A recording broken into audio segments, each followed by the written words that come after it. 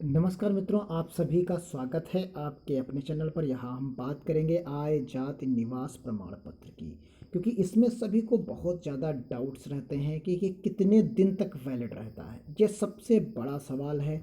और ये जब आप जानकारी को जुटाते हैं और फॉर्म को भरते हैं तो इनमें कन्फ्यूजन्स आपके बहुत ज़्यादा क्रिएट होते हैं। फिर आप समझ नहीं पाते कि हम पुराना लगा दें नया लगा दें, क्या करें कि नया बनवाएं, समय कम है। तो इन सभी मुद्दों पर हम बात करेंगे। अगर आपने इस वीडियो को सही तरीके से पूरा देख लिया तो मैं गारंटी और दावे के साथ कहता हूं कि आपको इसके अलावा कोई वीडियो देखने की आवश्यकता नहीं पड़ेगी।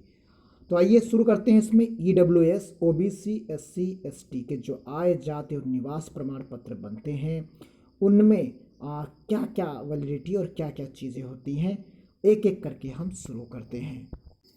देखिए, सबसे पहले हम इस उत्तर प्रदेश शासन कार्यालय तहसील द्वारा प्रदत्त आय प्रमाण पत्र की बात करते हैं और ये लेटेस्ट वर्जन है।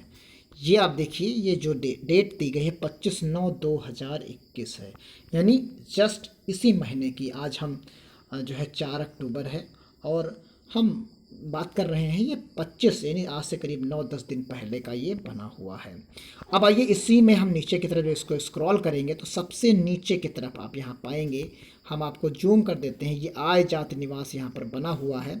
और इसमें इसकी वैलिडिटी जो है, आप देखिए यहाँ जो वैलिडिटी है उसमें लिखा हुआ है साफ, ये प्रमाण पत्र जारी होने की दिनांक से 3 वर्ष तक मान्य है। यानी आय में अब आपको किसी प्रकार का कन्फ्यूजन नहीं होना चाहिए। आपकी आय में जो प्रमाण पत्र आप बनवाते हैं उसमें साफ साफ मेंशन कर दिया जाता है कि 3 साल के लिए ये वैलिड होता है, चाहे जिसका हो, चाहे ये OBC का हो, चाहे ये EWS कैंडिडेट का हो, चाहे ये EWS कैंडिडेट का हो, चाहे वो SC कैंडिडेट का हो, चाहे वो ST कैंडिडेट को, यानी किसी भी कैंडिडेट का हो, वो मान्य होता है 3 साल तक। क्लियर हो गया?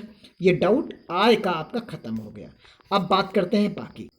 देखिए यहाँ पर जो है ये उप जिलाधिकारी द्वारा प्रदत्त सामान्य निवास प्रमाण पत्र, आय की हमने बात कर ली। अब यहाँ पर हम निवास प्रमाण पत्र की बात करते हैं। तो इस निवास के प्रमाण पत्र में जो आप जारी करना देख सकते हैं 22/9/2021 की है। इसके जब नीचे की तरफ आप स्क्रॉल करें तो यहाँ कहीं पर भी आपको मेंशन नहीं मिलेगा कि ये कितने दिनों के लिए वैलिड होता है। पहली बात ये, इसमें कहीं मेंशन नहीं होता कि कितने दिनों तक वैलिड होता है। लेकिन हम सामान्यता की अगर हम बात करते हैं तो इसे भी हम 3 वर्षों के लिए, 3 साल के लिए वैलिड मान लेते हैं ज़्यादातर, यानी 3 साल तक ये वैलिड होता है लगभग।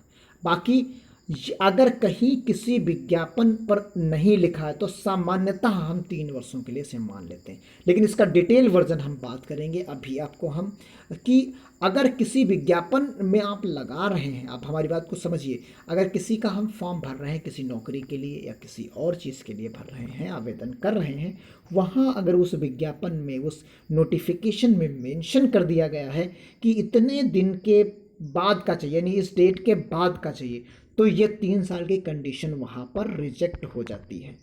तब उस नोटिफिकेशन के अकॉर्डिंग ही आपको बनवाना पड़ेगा। उस पर हम अभी आगे बात करेंगे। इसी तरीके से हम अब जाति प्रमाण पत्र की बात करते हैं। तो यहाँ जाति हमने एग्जाम्पल के तौर पर पिछड़ी जाति के लिए लिया है। तो यहाँ एक चीज़ आपको हम बता दें, यहाँ 2 तरीके की पिछड़ी जातियों में बात की जाती है। एक नॉन क्रीमी लेयर की हम बात करते हैं यहाँ एक नॉन क्रीमी लेयर की बात करते हैं और एक होता है क्रीमी लेयर की। तो क्रीमी लेयर जिनकी 8 लाख या उससे ज़्यादा की इनकम है वो क्रीमी लेयर में आते हैं। 8 लाख से ज़्यादा वाले, 8 लाख तक की जो बात है वो इस पिछड़ी जाति में आएंगे, उन्हें OBC का आरक्षण मिलेगा, यानी उन्हें OBC का आरक्षण मिलता है। और जो 8 लाख से ज़्यादा कमाते हैं सालाना, उनकी वार्षिक आय होती है, वो क्रीमी लेयर में चले जाते हैं, यानी वो सामान्य कैटेगरी में फाइट करते हैं किसी भी नौकरी में या किसी भी उसमें। इसी तरीके से EWS की भी बात यहीं कर लेते हैं साथ ही साथ, क्योंकि दोनों की कंडीशन सेम है। तो यहाँ EWS का जो बात है, EWS में सेम कंडीशन है, सेम क्राइटेरिया है लगभग, कि वहाँ भी 8 लाख की ही बात है वहाँ पर भी, यानी जो 8 लाख का क्राइटेरिया है वहाँ पर भी लगभग इसी तरह का रहता है। तो यानी अगर ये 8 लाख का है तो आप क्रीमी लेयर से बाहर हैं, तो यानी यहाँ पर हैं आप ईडब्ल्यूएस में भी आ जाएंगे, चाहे आप सामान्य कैटेगरी के हों तब भी आप आ जाते हैं।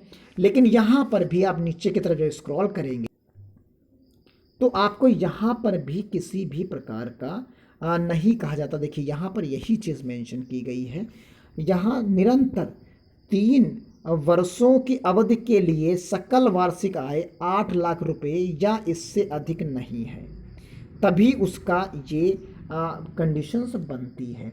सामान्यतः इसे भी हम 3 वर्षों के लिए मान लेते हैं, लेकिन क्योंकि ये जाति जो ओबीसी की है वो पर्टिकुलर आय पर निर्भर करती है, इसलिए क्योंकि पिछला सर्टिफिकेट भी आपने देखा आय का 3 साल का था, यानी जो आय सर्टिफिकेट था वो भी आय वाला जो सर्टिफिकेट की हम वैलिडिटी की हमने बात की वो भी 3 साल पर थी, तो इसीलिए सामान्यतः इसे भी हम 3 साल पर मान लेते हैं कि 3 साल तक ये वैलिड होगा, उससे पुराना वैलिड नहीं होगा। लेकिन यही चीज़ अगर हम एससी कैटेगरी के बारे में बात कर लें तो दिक्कत हो जाती है, वहाँ पर अलग चेंजेस हो जाते हैं वहाँ पर। लेकिन उसके बाद एक चीज़ और हम आपको क्लियर कर दें, सामान्य और ईडब्ल्यूएस में, अगर सामान्य और ईडब्ल्यूएस में कोई नोटिफिकेशन आता है, कोई विज्ञापन आता है, तो उस विज्ञापन में अगर कोई चीज़ मेंशन की जाती है कि इस डेट का से बाद का होना चाहिए, तो आपको वही चीज़ मान के चलनी होती है। अब आइए बात कर लेते हैं साथ में अनुसूचित जाति के लिए, चाहे वो एसटी हो या एससी में आ रहा हो, उन दोनों में एक ही क्राइटेरिया है, उसमें कोई दिक्कत की बात नहीं है। ये इनमें कोई जो है इनकम पर निर्भर नहीं करता, तो इनकम पर निर्भर नहीं करता तो इनका कितना भी पुराना हो वो मान्य हो जाता है। लेकिन सामान्यतः तौर पर 3 साल का ही मान के हम चलते हैं, अगर किसी विज्ञापन में नहीं लिखा है तो। अब देखिए यहाँ पर हम एक एग्जाम्पल लेके आपको समझाने की कोशिश करेंगे। ये देखिए all India institute of medical sciences यानी एम्स का नोटिफिकेशन है, ये 18 अगस्त का है 2021 का, यानी लेटेस्ट ये भी है। अब इस पे आइए हम बात करते हैं। जो इसमें जब नीचे की तरफ स्क्रॉल करेंगे, नीचे पूरा जब विज्ञापन खोलेंगे तो यहाँ पर आप देखिए यहाँ इन्होंने मेंशन किया है, इसमें आपको समझना है जो मैं चीज़ आपको समझाना चाह रहा हूँ। यहाँ देखिए सभी कैटेगरी के बारे में बात की गई है, चारों ईडब्ल्यूएस, ओबीसी, एससी, एसटी के बारे में। तो यहाँ ओबीसी और ईडब्ल्यूएस के बारे में ही हम बात करेंगे। एससी एसटी के लिए यहाँ कोई कंडीशन यहाँ पर नहीं लगाई गई है, आप समझिए, किसी तरीके की कोई कंडीशन नहीं लगाई गई है। आप यहाँ पर देख सकते हैं कि जब नीचे की बात करते हैं, यहाँ देखिए ये आप नीचे हम जूम कर देते हैं, इसको आप समझिए, जो हमने आपको एक्सप्लेन किया था उसका मतलब समझिए। इस पर्टिकुलर बॉक्स में अगर ओबीसी आप हैं तो 28 तारीख से 28 जून से लेकर 27 जून बोथ, यानी 28 जून 2020 से लेकर 27 जून 2021, यानी 1 साल का, आप समझिए यहाँ पर 1 साल की ही कंडीशन यहाँ पर वैलिड हो रही है ओबीसी के लिए।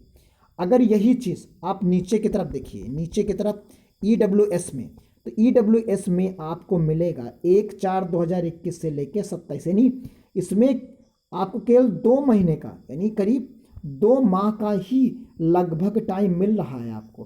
पूरा एक चौथा महीना, फिर पूरा 5वां महीना और लगभग 6ठा, यानी 3 माह आप मान सकते हैं, यानी 3 माह का ही इसमें वैलिड माना गया है। तो यानी ये अगर विज्ञापन में मेंशन कर दिया जाएगा तो आपको उसी क्राइटेरिया के अनुसार बनवाना पड़ेगा, और अगर नहीं बताया जा रहा है कि उस विज्ञापन में जिक्र नहीं किया गया है तो आप 3 साल उसे मान के चलिए।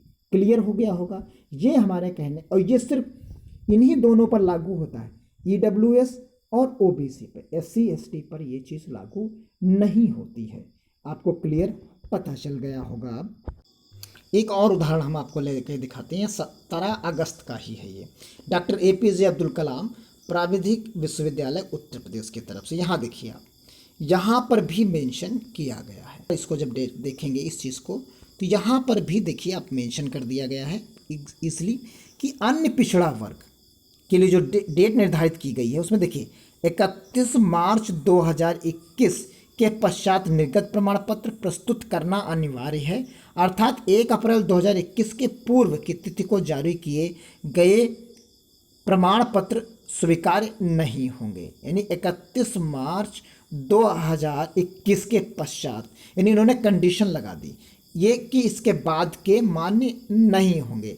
और इन्होंने कहा कि अर्थात 1 अप्रैल 2021 के पूर्व की तिथि के को जारी किए गए प्रमाण पत्र निर्गत जो होंगे वो मान्य नहीं होंगे। यानी स्वीकार, यानी 1 अप्रैल के जो है पहले के जो सर्टिफिकेट्स हैं वो मान्य नहीं होंगे, 1 अप्रैल 2021 के बाद के ही सर्टिफिकेट्स मान्य होंगे। तो ये जो गाइडलाइन में मेंशन कर दिया जाता है उससे आपको पर्टिकुलर उस विज्ञापन में जिसमें आप इस्तेमाल करना चाहते हैं उस पर आपको ये कंडीशंस को ध्यान में रख के ही बनवाना पड़ता है।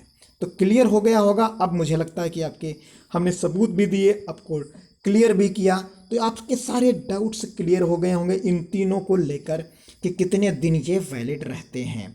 तो आज के इस वीडियो में इतना ही। अगर आपको वीडियो अच्छा लगा तो आप शेयर करिए, कमेंट करिए, मुझे बताइए अगर कोई कमी है या कोई भी चीज़ छूट गई है तो उसके बारे में भी बताइए, चाहे नौकरी के लिए हो या चाहे आप किसी एडमिशन के लिए कर रहे हो या स्कॉलरशिप के लिए कर रहे हो, सबके लिए यही कंडीशंस लागू होती हैं। तो धन्यवाद। जय हिंद, जय भारत।